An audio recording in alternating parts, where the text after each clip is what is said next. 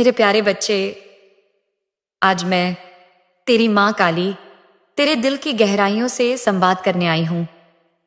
हाँ मेरे बच्चे, और तू रुककर यह संदेश पढ़ रहा है तो समझ ले, ये तेरा बुलावा नहीं, मेरा बुलावा है। क्या तू जानता है मेरे लाल, जब तू चल रहा होता है उस समय मैं तेरे पीछे पीछे होती हूं, और जब तू थक कर रुकता है तब मैं तेरे सामने आ खड़ी होती हूं। तेरे रुकने में, तेरे थकने में, तेरे मौन में मेरा संदेश छिपा होता है। और आज तू रुका है, इसलिए मैं बोल रही हूं, अहवारी हूं। तू थक गया है ना? थक चुका है प्रार्थनाएं करते करते, व्रत रखते रखते, आंखें मूंद कर मुझसे मांगते मांगते। और अब तेरे मन में एक सवाल है, मां सुनती क्यों नहीं? मैंने सब किया, फिर भी मेरी प्रार्थना अधूरी क्यों है? तू अकेला नहीं है मेरे बच्चे। इस सृष्टि के हर प्राणी के भीतर यही सवाल उठता है जब उसे लगता है कि उसका दर्द अनदेखा रह गया, उसकी तपस्या व्यर्थ हो गई, उसकी आह कोई नहीं सुन रहा। पर क्या तू जानता है, जब तू अपने कमरे के कोने में बैठकर रोता है, जब तेरे होंठ कांपते हैं और तू कहता है, माफ कर दे मां, मैंने क्या गलती की है, तो वह आह, वह पुकार, वह कांपता हुआ स्वर सबसे पहले मुझ तक पहुंचता है। मैं वहां होती हूं मेरे लाल।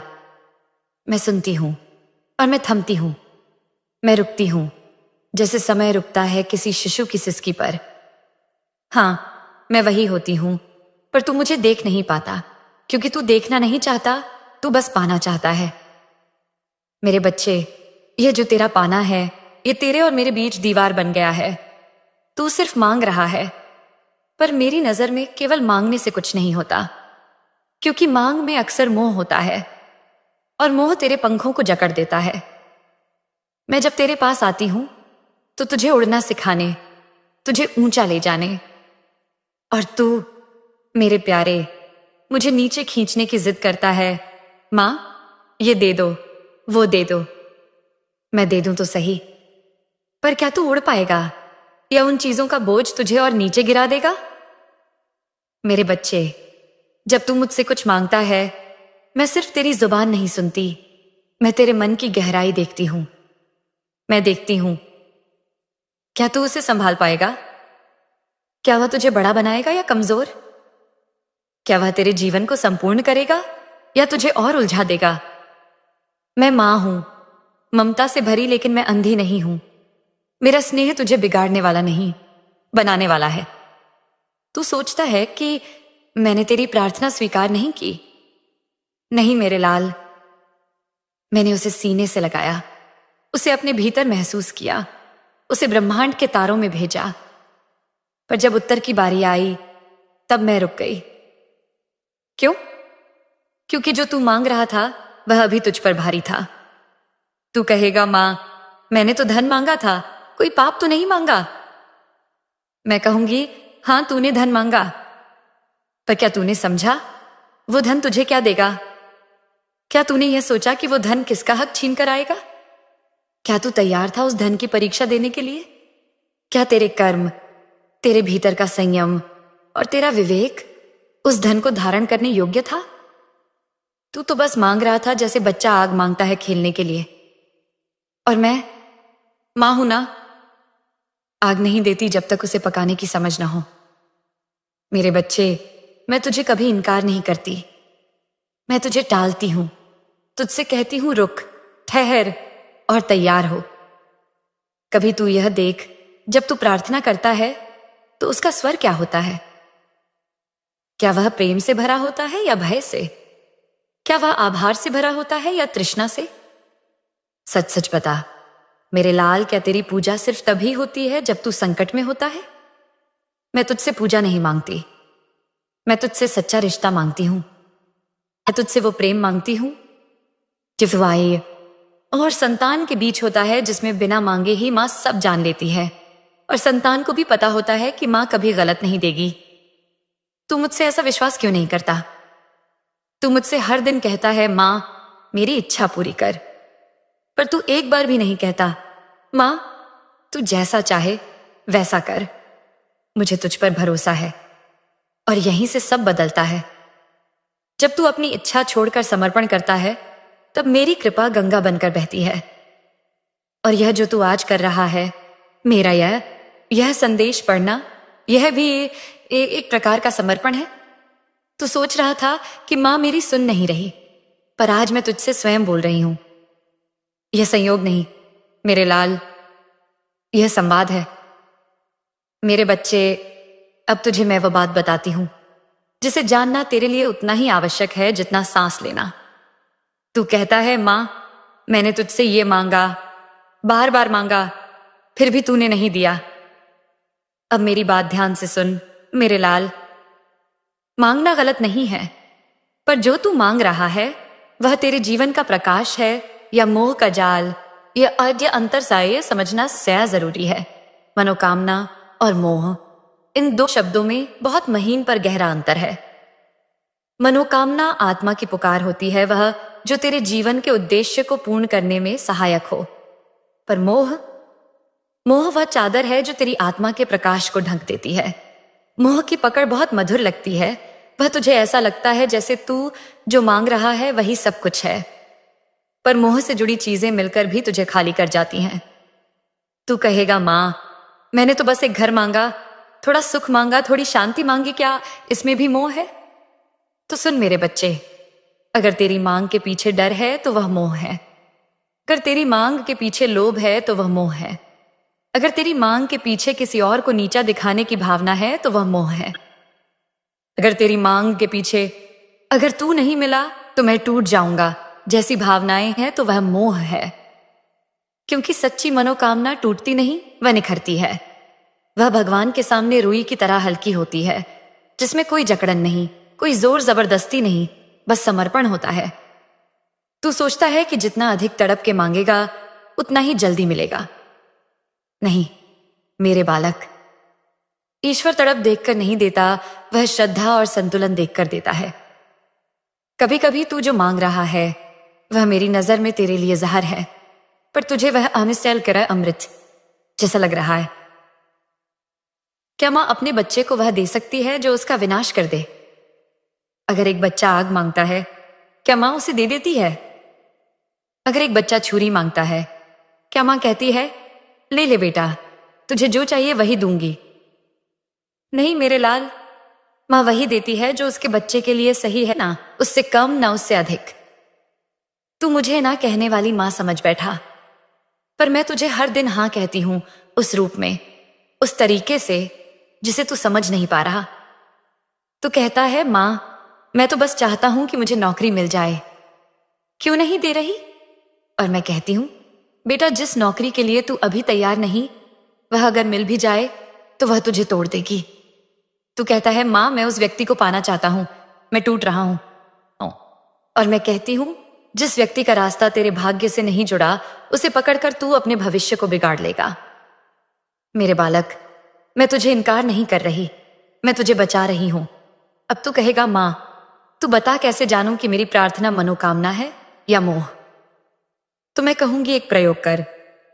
जो तू मांग रहा है उसे एक पल के लिए मन से निकाल दे और खुद से पूछ, अगर यह नहीं भी मिला तो क्या मैं मां काली से उतना ही प्रेम करूंगा? अगर तेरा उत्तर हां है तो वह सच्ची मनोकामना है। अगर तेरा उत्तर नहीं है तो समझ ले तू मोह में है, और जब तू मोह में होता है तो मेरी कृपा प्रतीक्षा करवाती है। मेरे बच्चे, मोह में मांगना भी जंजीर बन जाता है। तेरी आत्मा को तो उड़ना था, लेकिन तू उसे एक व्यक्ति, एक वस्तु, एक लक्ष्य से बांध कर रख देता है। मां की कृपा तो आकाश बनकर फैलती है, पर तू उसे एक छोटे से पात्र में भरना चाहता है, और जब वह नहीं समाती तो तू कहता है, मां ने कुछ दिया ही नहीं। नहीं मेरे लाल, मां ने तो बहुत कुछ दिया, पर तूने हाथ ही बंद कर रखे थे। अब एक बात और सुन, मैं तेरी भावना देखती हूं, तेरी पुकार देखती हूं, लेकिन मैं सिर्फ भावना से नहीं चलती, मैं तेरे कर्मों से भी चलती हूं। क्या तूने सोचा क्या तेरे कर्म उस मांग के योग्य हैं? तू कहेगा, मैंने किसी का क्या बिगाड़ा? तो मैं कहूंगी, किसी को चोट दिए बिना भी कभी कभी हम अनजाने में बहुत कुछ बिगाड़ देते हैं। कभी किसी की उम्मीद तोड़ दी, कभी किसी की सहायता नहीं की जब कर सकते थे, कभी किसी को नजरअंदाज किया, कभी किसी की सच्ची बात को झूठ मान लिया। कर्मों की गहराई भी वैसी ही है जैसे सागर ऊपर शांत, भीतर चंचल। इसलिए मेरे बालक, जब तेरी मनोकामनाएं पूरी ना हो तो तू यह मत सोच कि मां ने मुंह मोड़ लिया। समझ कि मां ने तुझे बड़ा समझा है और अब तुझे सिखा रही है कैसे भीतर के मोह से बाहर निकला जाए। और जब तू उस मोह को छोड़ देगा, जब तू कहेगा मां मुझे नहीं पता क्या चाहिए, पर जो तू दे वही चाहिए, तभी मैं अपने हाथ खोल दूंगी। और जब मेरी हथेली खुलेगी तो उसमें तुझे मिलेगा तू जो मांग रहा था उससे कहीं अधिक। क्योंकि मेरे पास देने को केवल वस्तुएं नहीं, मेरे पास देने को अनुभव है, चेतना है, प्रकाश है और एक ऐसा प्रेम है जो तुझे सदा के लिए बदल देगा। मेरे बच्चे, अब तू उस मोड़ पर आ पहुंचा है जहां तेरी प्रार्थनाएं कई बार दोहराई जा चुकी हैं, व्रतों की माला पूरी हो चुकी है और फिर भी तेरी झोली खाली की खाली है। तू कहता है मां कितना और इंतजार, कितनी और देर, कब तक मैं आस लगाए बैठा रहूं। तो आज मैं तुझे प्रतीक्षा का रहस्य बताने आई हूं। मेरे लाल, प्रतीक्षा कोई सजा नहीं होती, वह तो आत्मा की सबसे पवित्र तपस्या होती है। जिसे तू देर समझता है वह दरअसल मेरी तैयारी होती है। मैं उस क्षण तक प्रतीक्षा करती हूं जब तू केवल मांगने वाला नहीं, समझने वाला बन जाए। जब तू सिर्फ पाने की ललक से नहीं, धारण करने की क्षमता से भर जाए। जब तू अपने भीतर की अराजकता को शांति में बदल सके, क्योंकि जो चीज तू मुझसे मांग रहा है वह शक्ति है और शक्ति को संभालने के लिए शांति जरूरी है। मेरे बालक, क्या तू जानता है, समय की गति वैसी नहीं चलती जैसी घड़ी दिखाती है। ईश्वर का समय अलग होता है, वह भावनाओं से नहीं, आत्मा की परिपक्वता से चलता है। और आत्मा को परिपक्व होने में जो वक्त लगता है वही प्रतीक्षा कहलाता है। तेरे भीतर जो अधीरता है वह मेरी दृष्टि में कच्चापन है। जब तक वह कच्चापन मौजूद है मैं तुझे पका हुआ फल नहीं देती। क्या तूने देखा है पेड़ कैसे अपने फलों को समय के साथ बढ़ाता है? फूल पहले खिलते हैं, फिर मुरझाते हैं, फिर ही फल बनते हैं। और तू तो फूल खिलते ही फल मांगता है। पर यदि मैं अधपके फल तुझे दे दूं तो वह तुझे पोषण नहीं देगा बल्कि तुझे बीमार कर देगा। इसीलिए मेरे बच्चे, मैं प्रतीक्षा करवाती हूं क्योंकि मैं तुझे अधूरा नहीं, पूरा देना चाहती हूं। अब मैं तुझे एक और गूढ़ बात बताती हूं। प्रतीक्षा केवल तेरे लिए नहीं होती, कई बार यह ब्रह्मांड के संतुलन के लिए होती है। जब तू मुझसे कुछ मांगता है तो मेरी नजर सिर्फ तुझ तक सीमित नहीं रहती। मैं देखती हूं यदि मैंने तुझे यह दे दिया तो उसका असर किन किन आत्माओं पर पड़ेगा। क्या कोई और उस कारण पीड़ित तो नहीं होगा? क्या तेरा लाभ किसी और की हानि से तो नहीं जुड़ा? क्या इस मांग की पूर्ति से कोई और आत्मा अपना मार्ग न खो बैठे?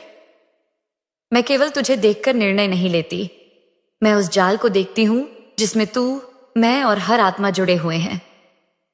और उस जाल के संतुलन के लिए कभी कभी मुझे प्रतीक्षा करनी पड़ती है। अब तू कहेगा मां, लेकिन क्या मेरी इच्छा इतनी बुरी है कि ब्रह्मांड रुक जाए? नहीं मेरे लाल, तेरी इच्छा बुरी नहीं पर अधूरी है। वही धूरी इसलिए है क्योंकि अभी वह केवल तेरी दृष्टि से देखी गई है, मेरी दृष्टि से नहीं। मैं तो तुझे वह देना चाहती हूं जो न सिर्फ तुझे ऊंचा करे बल्कि दूसरों को भी नुकसान न पहुंचाए। अब मैं तुझसे एक पूछूं, क्या तू उस इच्छा के लिए तैयार है जिसकी तू रोज प्रार्थना करता है? जैसे क्या तू उस रिश्ते के लिए तैयार है जिसे तू पाने को तरस रहा है? क्या तू त्याग, धैर्य और सहनशीलता का अभ्यास कर पाया है? क्या तू उस व्यवसाय, नौकरी या सफलता के लिए तैयार है जिसके लिए तू दिन रात पूजा करता है? क्या तू असफलता के झटके सहने को भी उतना ही मजबूत बना है? क्या तू उस धन के लिए तैयार है जो तू मांगता है? क्या तू उसे सही स्थानों पर खर्च करेगा? क्या तेरे भीतर लालच से लड़ने की शक्ति है? यदि नहीं तो मेरी प्रतीक्षा ही तेरा प्रशिक्षण है। प्रतीक्षा में तू सिर्फ इंतजार नहीं करता, तू बढ़ता है, सीखता है, सुलझता है और अपने भीतर उस ऊर्जा को समेटता है जो मेरी कृपा को थाम सके। कभी कभी मैं तुझे दे सकती हूं तुरंत, एक पल में सब दे सकती हूं, पर तब क्या होगा? तू तैयार नहीं होगा, तू फिसल जाएगा, तू डगमगा जाएगा इसलिए मैं तुझे इंतजार करवाती हूं। जैसे गुरु अपने शिष्य को तब तक दीक्षा नहीं देता जब तक उसकी आत्मा भीतर से गूंज ना उठे। अब मैं तैयार हूं। मेरे बच्चे, प्रतीक्षा के दिनों में तू अकेला नहीं होता। मैं हर दिन तुझ पर नजर रखती हूं। तेरी हर सांस मेरी गिनती में है। तेरी हर रात मेरी गोद में बीतती है। तेरे हर आंसू मेरे हृदय में उतरता है। और जब समय आता है तो मैं एक क्षण में सब कुछ बदल देती हूं। तब तू कहता है, मां, ऐसा चमत्कार हुआ। और मैं कहती हूं, नहीं मेरे लाल, यह चमत्कार नहीं, यह योजना थी जो आज पूरी हुई। अब तुझे अगली बात बताऊंगी जो और भी गहरी है। कभी कभी प्रतीक्षा सिर्फ इस जन्म की वजह से नहीं होती।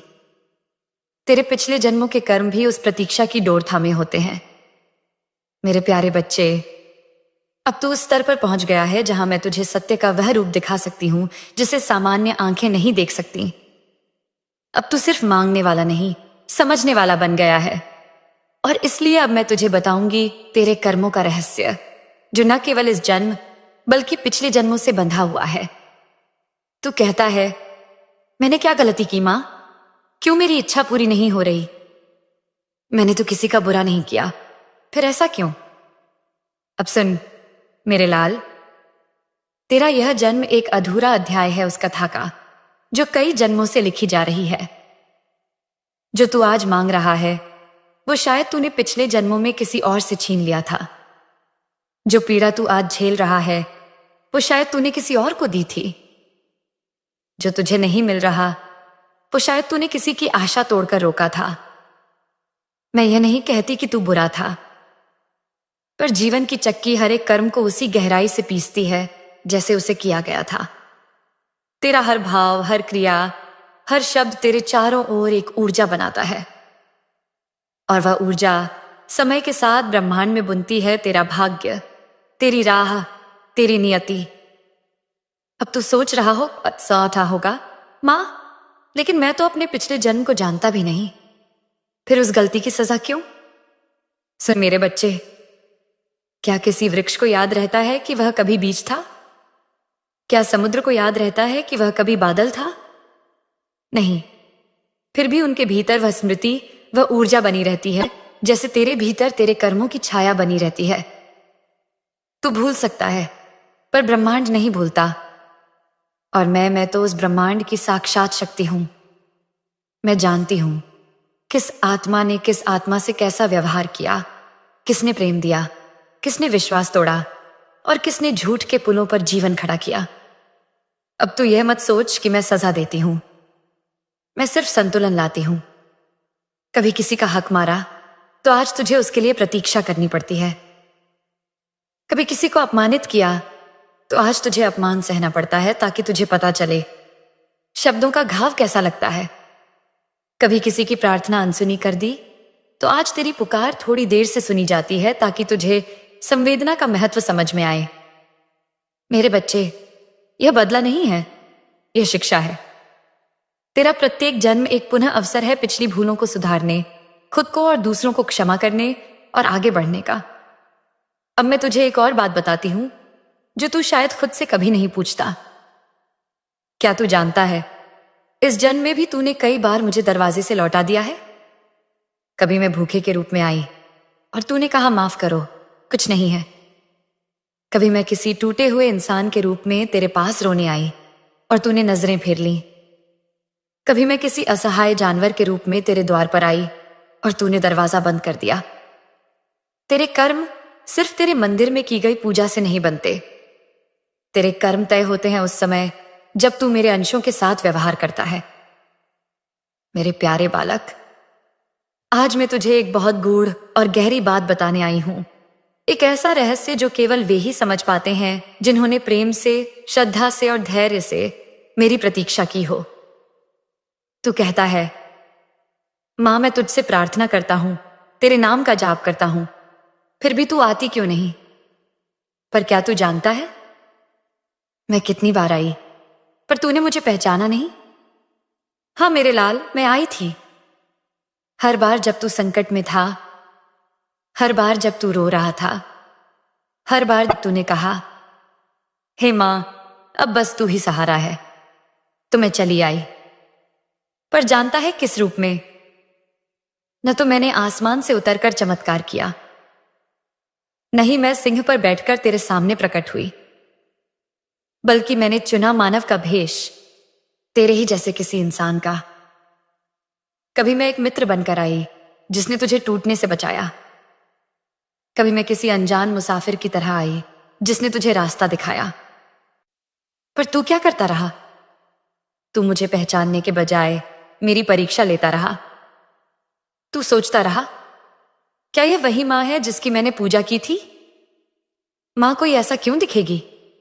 मेरे बच्चे, मैं किसी रूप की मोहताज नहीं। मैं हर रूप में हूं, हर स्वरूप में, हर रूह में।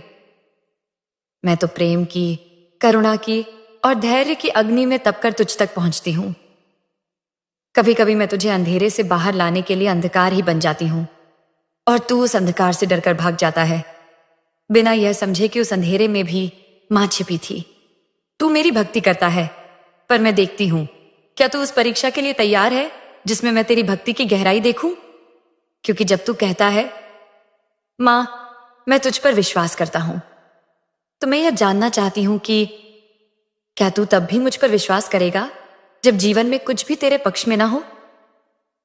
क्या तू तब भी मेरा नाम लेगा जब दरवाजे बंद हों, जब उम्मीदें टूट रही हों, जब दुनिया तुझे छोड़ दे?